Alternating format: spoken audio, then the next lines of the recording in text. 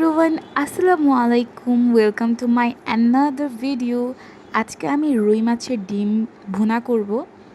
আমরা সকলেই কিন্তু ইলিশ মাছের ডিম খেতে ভালোবাসি, বাট রুই মাছের ডিমটা কেমন হবে অনেকের কাছে কনফিউশন থাকতে পারে।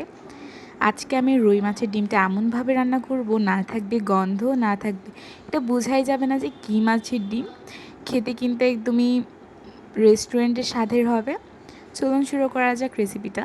একটা ননস্টিকের ফ্রাই প্যানের মধ্যে পরিমাণ মতো তেল দিয়ে দিয়েছি, তারপর দিয়েছি পেঁয়াজ কুচি।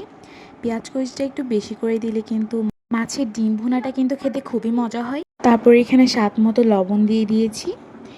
এবার দিচ্ছি হলুদ গুঁড়া, তারপর দিচ্ছি ধনিয়া গুঁড়া, তারপর হালকা একটু জিরা গুঁড়া, তারপর লাল মরিচের গুঁড়া দিয়ে দিয়েছি। তারপর হালকা একটু পানি দিয়ে ভালো করে নাড়িয়ে নিতে হবে। মশলাটাকে ভালো করে কষাতে হবে যাতে ডিমের কোনো রকম গন্ধ না থাকে। এবার ডিমগুলো কিন্তু আমি ভালো করে ধুয়ে নিয়েছিলাম, যেহেতু ডিমগুলো অনেক নরম।